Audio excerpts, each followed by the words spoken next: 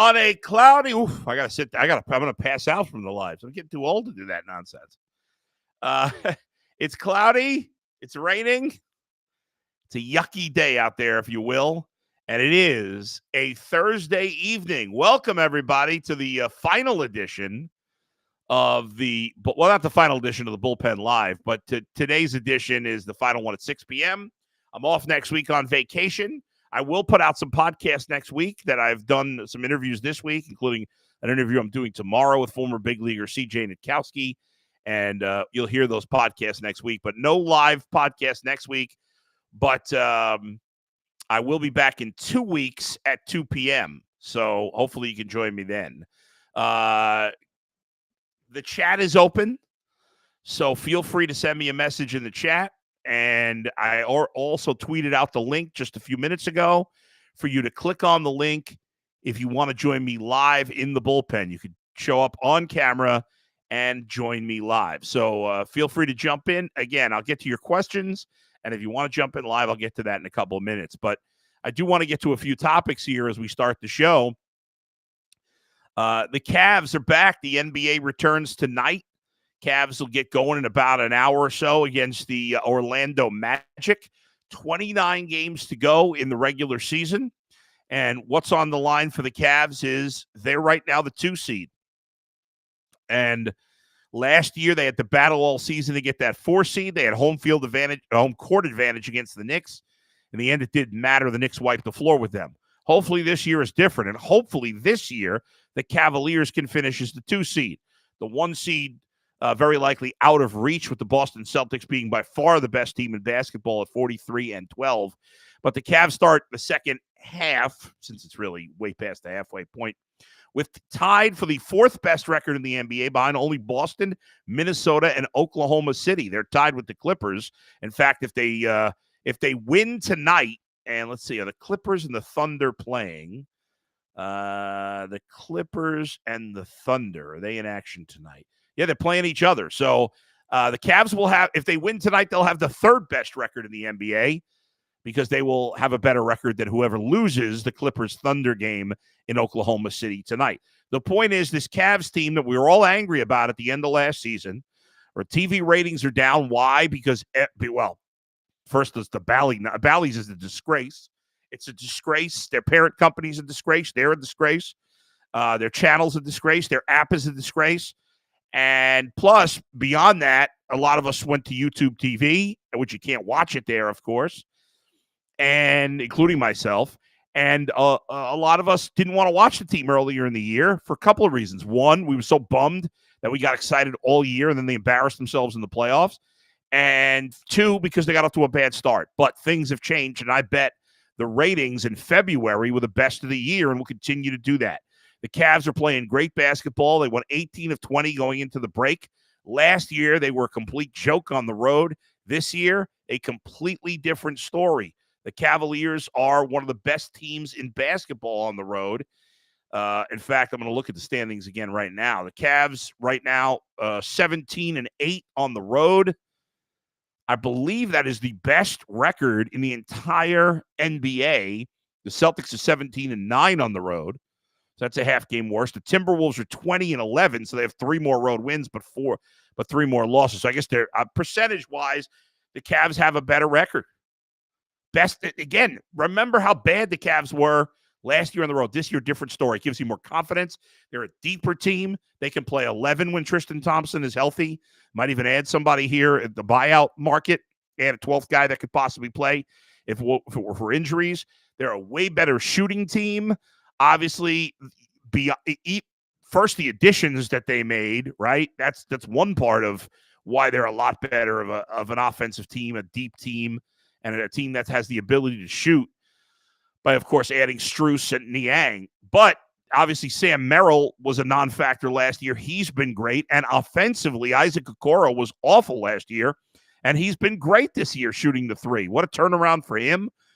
He finally has kind of cemented himself as a legitimate NBA player. He's never going to be a huge offensive scorer, but as long as he can be a factor and a threat, which he's been this year, certainly he's been the last couple of months, then he's a difference maker because he can play great defense. So the Cavs have a legitimate roster and a legitimate chance to make a run. I'm not going to lie. I thought they had a chance to, last year I thought they'd beat the Knicks, but I didn't think they'd make a big run. We all thought they'd lose, or not we all. I thought they'd lose after that. Most people thought they'd lose. Now they were a lot worse than we thought, but this team is better. Now, does that mean anything in the playoffs? Could they lose in the first round? Still sure. But if they can lock up the 2 seed, not only would you have home court advantage in the first round, but you'd have it in the second round if you got there, which seems pretty realistic considering you'd be playing a team, that has to play in the play-in. Whoever wins the first play-in game would be the team that the Cavs would play if they were 2 seed. Now, that could very well be a dangerous Miami Heat team or this Orlando Magic team that they're going to play tonight, or a decent lately a Bulls team that the Cavs had to come back and beat right before the break. But the Cavs right now are a lot better than all those teams. Certainly the Heat make you a little nervous because of their track record and their coach. But I would expect the Cavs in the end to beat any of those teams in the first round. I know Mikey McNuggets was saying to me today that he thinks in a perfect world they play Orlando, a young, scrappy team, and we'll see how they play tonight. But play Orlando in the first round. And then for the second round, if they did win, they would play, we assume, the 3 seed, although I guess you never know. But probably the 3 seed, and that will probably be the Bucks, although it could certainly be the Knicks. The Knicks really struggled. They've had a lot of injuries. They struggled. They were really as hot as the Cavs for a while, but right before the break, they lost 4 in a row to drop into the 4 seed. At the moment, they're only a half game ahead of Philadelphia for the 5. So we'll see how that plays itself out. But you would think that right now that the Cavs would probably play either Miami or Orlando in the first round and then probably play Milwaukee in the second round. And again, Mikey McNuggets is our guru in terms of basketball. He thinks the Bucks are as good as Giannis is. He believes the Bucks are a fraud and they're actually a decent matchup for the Cavs. But that's a little while down the road. For now, we get to watch them play tonight. We get to I believe it's the first game of returning from the break. I know there's a lot of games tonight, but I think that's the first one to tip, or one of the few that are going to tip at 7 o'clock. Although these games don't ever start at 7. They say 7. It's like 7:15. Cavs, I think I'm going to double check it here at Bet Rivers. Of course, this live broadcast of the Bullpen is brought to you by Bet Rivers. If you haven't checked out the Bet Rivers app yet, where you been? Or go on the website as well. But check out the app. See, it's very easy to navigate.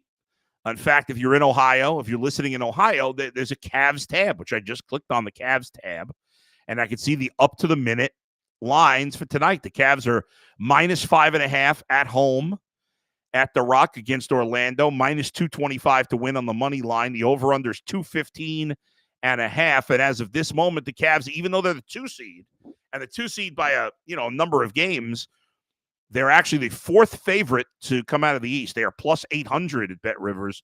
Celtics obviously plus 130. The Bucks are close second at plus 225. The Knicks plus 700. Then the Cavs at plus 800. But Cavs got to keep taking care of business. Not sure. I'm going to double check to see if anything's popped up here in the 10 minutes since I've been talking. But as of a little bit ago, there was a chance that, and now it's been confirmed. Okay, just a minute ago, Donovan Mitchell is out tonight. He was getting a little extra rest time because of the All-Star game. Apparently, he had some sort of illness. All reports are this is nothing serious. The guy's just sick. So no reason to force it there tonight. So no Donovan Mitchell tonight. That must be the reason. Because the spread had been 7 earlier in the day, and obviously that's why it's dropped to 5.5. We'll see if it drops more. I'll keep you up to date on Bet Rivers between now and the start of the game. But the starting 5 tonight for the Cavs: Garland, Strus, Okoro, Mobley, and Allen. That's your starting lineup. So everybody's back except for Donovan Mitchell. Obviously, Tristan Thompson is not back. He's still suspended. But hopefully this will only be a 1-game miss for Donovan Mitchell. But in the end, the Cavs still should be able to take care of the Magic even without Donovan Mitchell. You're trying to lock up that second seed. It's going to take a while. You don't want to overdo it. Cavs have to play back-to-back nights. In fact, they have 3 games in the next 4 days. They got 2 road games coming up. Tomorrow night, they're in Philly. That game's on ESPN, by the way, at 7:30. And then on Sunday, tomorrow's Friday, yes. So Sunday, they're in Washington at the Wizards. And then one day off and then another back. In fact, another back-to-back. So they're playing a lot of games over the next week. And we'll see when Donovan Mitchell gets back. Even, you'd think he'd miss 2 days in a row if he's sick, but that guy's a warrior. He's going to want to be out there, even though it's not make or break at this moment. So it wouldn't surprise me if he's back tomorrow, but probably the safe bet is he comes back against the Wizards on Sunday, but we shall see. Speaking of bets, while we're at it, my man Brian Monzo, one of the producers here, Brian and Mac, shout out to both of them. Brian is my regular producer. I've known him for a long time, back in my New York days.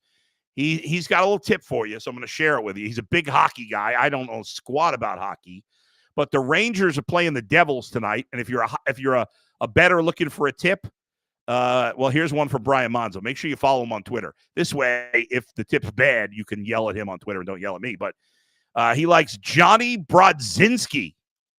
Anytime goal at plus 360. That's the good thing about anytime. It's not like an anytime touchdown. With goals are so rare that, with a lot of players, even a good player, you're going to have pretty good odds on an anytime goal. Johnny Brodzinski, anytime goal plus 360. Mike, I have no idea how to pronounce this guy's name. You'd think he would give me a pronouncer. Zibanejad, I don't know. Zibanejad, anytime goal at plus 160. And Adam Fox, no relation to Dustin Fox, as far as I know, with at least 2 points at plus 295. So there you go. Johnny Brodzinski, anytime goal plus 360. Mika Zibanejad, anytime goal plus 160. And Adam Fox with at least 2 points plus 295. I'm going to get to your comments. And I tweeted out the link just before 6 o'clock. So if you want to join me and get your face on camera and be part of the podcast, be part of the live show here, you can do it. I'll bring some people up if people want to come on very shortly. I know the chat is going right now. Serious question from Tony, and I'm going to get to NFL in a minute. Hey, Bull, serious question. Has there ever been a multiple team trade in the NFL? I mean, not that I can recall, Tony. Multiple team trades happen often in basketball, once in a while in baseball, although we see it less and less in baseball. I feel like when I was younger, you saw that way more often. But in football, I don't think so. I'm not saying, I can't say for sure it's never happened, but I don't recall. Okay, Monzo's he says it's Mika Zibanejad. There you go. I hopefully pronounced that right. So sorry, Tony. Your answer is I'm not sure about that. I don't think so, but I can't recall a 3-team trade in the NFL, but I don't know if that's happened. As we switch to the Browns, Will tweets at me or sends a message in the chat here and says, can we put to rest the rumors about Nicholas Jamal Chubb getting cut? I don't think was the Herschel Walker a 3-team trade? Look at that. I didn't remember that being a 3-team trade. I doubt listen, nobody's making a thing about Nick Chubb. It's been talked about because his contract is huge. But in the end, I think they will not cut him, but you have to be realistic that it is possible. All right, here we go. The Herschel Walker trade was the largest player trade in the history of the NFL. The deal on October 12th, 1989, centered on sending running back Herschel Walker from the Cowboys to the Vikings, including Walker at a transaction involving the Chargers. The trade eventually involved 18 players and a draft pick. I did not remember. I had no recollection that the Chargers were involved in that deal. Because of the 18 parts involved, only one, the Chargers got running back Darren Nelson in that deal. The Vikings got Herschel Walker, Dallas's 3rd-round pick in 90, the Chargers' 5th-round pick in 90, Dallas's 10th-round pick in 90. Obviously, there were more rounds then, and Dallas's 3rd-round pick in 91. The Cowboys got Jesse Solomon, linebacker David Howard, cornerback Isaac Holt, defensive end Alex Stewart, Minnesota's first and second-round picks, and 6th-round pick in 1990. Minnesota's first-round pick in 91, conditional on cutting Solomon. Minnesota's second-round pick in 91, conditional on cutting Howard. Minnesota's first-round pick in 92, conditional on cutting Holt. Minnesota's second-round pick in 92, condition met by trading away Nelson. Minnesota's third-round pick in 92, conditional on cutting Stewart. I didn't remember all those conditionals there either, but Minnesota, the Cowboys obviously used that to get a lot of different things. They made some other trades involved in there. Part of the deal, they got Russell Maryland. They got Emmitt Smith, and a bunch of other things. Darren Woodson. But, yeah, it was a 3-team deal. I had no recollection. While I'm looking at this on Wikipedia, it says, and Browns fans would certainly be interested in this because I didn't remember this. In the book, Greatest Team Ever, The Dallas Cowboys of the 90s, author Norm Hitchens chronicled the Herschel Walker trade. 4 games into the 89 season, Jimmy Johnson came up with the idea to trade Walker while on a morning jog with his staff. Johnson felt the Cowboys' poor performance could only be remedied by a blockbuster trade. He briefly considered trading wide receiver Michael Irvin to the Raiders, but Raiders owner Al Davis essentially talked Johnson out of the trade by saying, "You sure you want to do that? Who's going to catch passes for you?" Wow. That was pretty stupid by Al Davis, but nice. Johnson felt that Walker was the only remaining bargaining chip they had. A number of teams contacted the Cowboys when they announced they would trade Walker. The Giants were among the first teams to express interest. Walker had started his professional career in the Meadowlands with the Generals of the USFL, of course. However, the trade would have been unfavorable for Dallas since both teams were in the NFC East. The Falcons entered into negotiations, but eventually pulled out over fear of Walker's future contract demands. The most serious offer came from the Browns. Maybe some of you know that. I mean, it's so long ago. We're talking almost 35 years ago. I didn't remember that. I don't know if I knew that at the time. Jimmy Johnson stated, quote, "The Browns offered us a player, a couple of future number 1 draft picks, and 3 number 2 draft picks. The Cowboys felt this was a favorable offer, but they also felt that if another team would enter the discussion, they would generate a bidding war and thereby get even more compensation. Jimmy Johnson, Jerry Jones decided to contact other clubs to generate buzz. Johnson contacted the Vikings. Johnson told their GM, Mike Lynn, that he was going to trade Walker to Cleveland that afternoon, and that if Minnesota would like to trade for Walker, it would cost them players, draft picks, conditional picks, and provisions. And it happened. Wow. I did not. Did anybody in the chat know that the Browns were that close to getting Herschel Walker? I had a clue. No clue. I had never heard that in all the time I'm living here now. Fascinating. Anyway, I didn't expect to go on a diatribe on that. Getting back to the Browns now, obviously we are not far away from free agency. We are less than 3 weeks from the start of NFL free agency. It is 2 weeks from this coming Monday. So it's right around the corner, right? We got, 19 days till free agent. The tampering period starts Monday, March 11th at noon. And so the Browns will get busy. Right now, are they talking about a new contract with Nick Chubb? I assume they are. Are they talking about a new contract for general manager Andrew Berry and head coach Kevin Stefanski? They should be. Why those guys haven't been locked up to this point, I have no idea.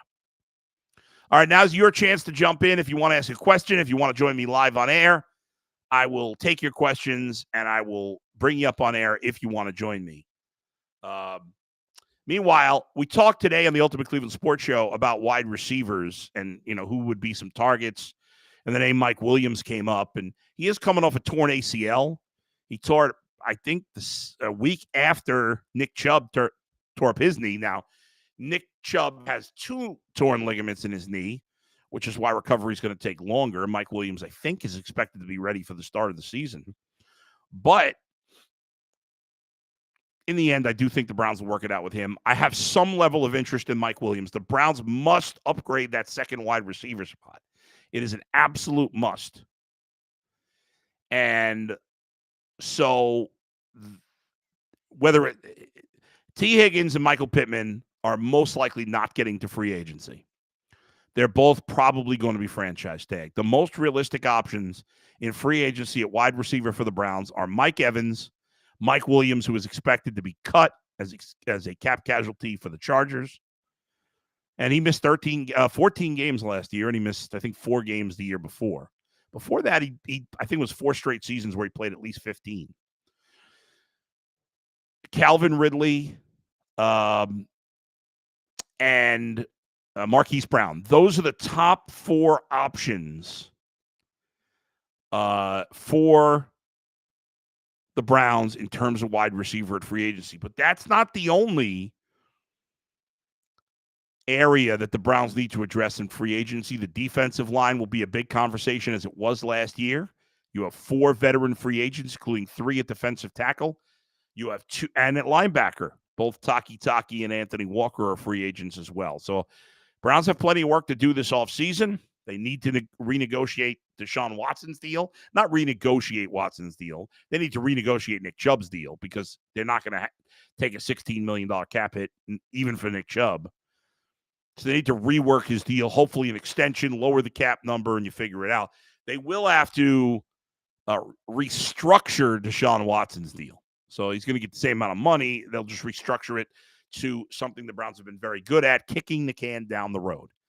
Browns are not afraid to spend. They have spent the most money, the actual money, not the salary cap, the actual money.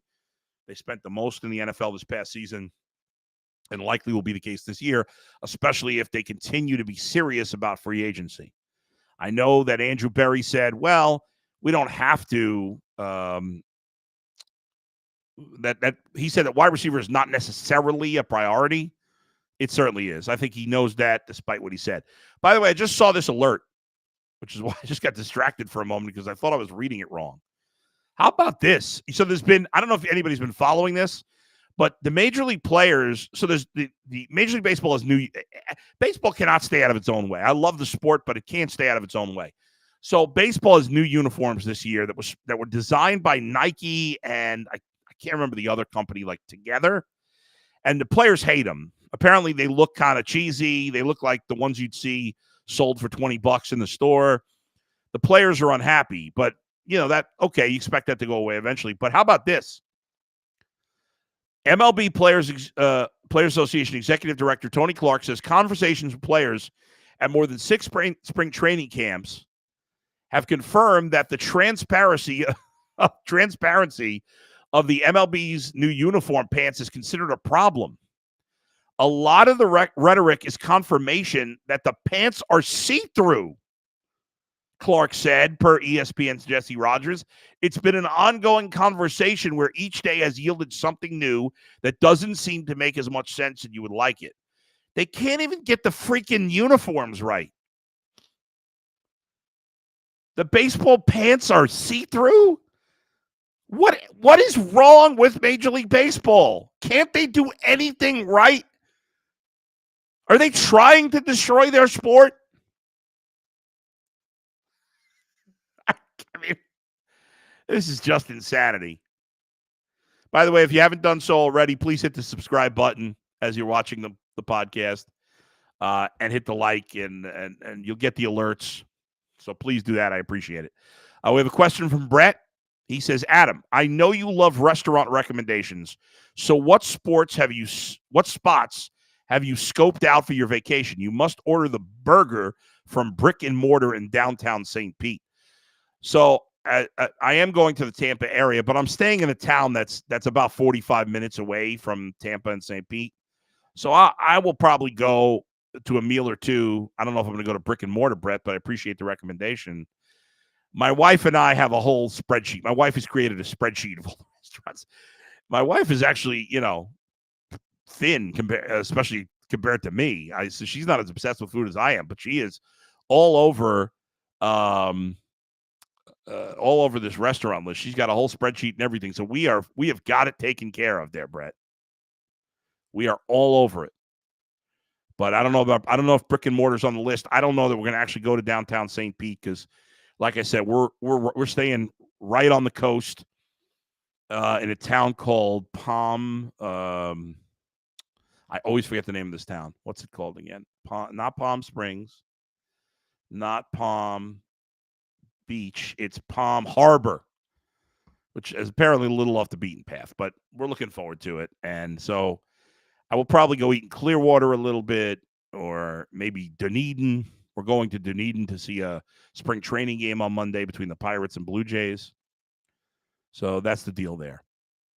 All right. Yes, Brett, Palm Harbor, you got it. That's it. All right. Thanks, everybody, as always, for joining me. Thanks for watching. Thanks for listening. Again, please hit the subscribe button.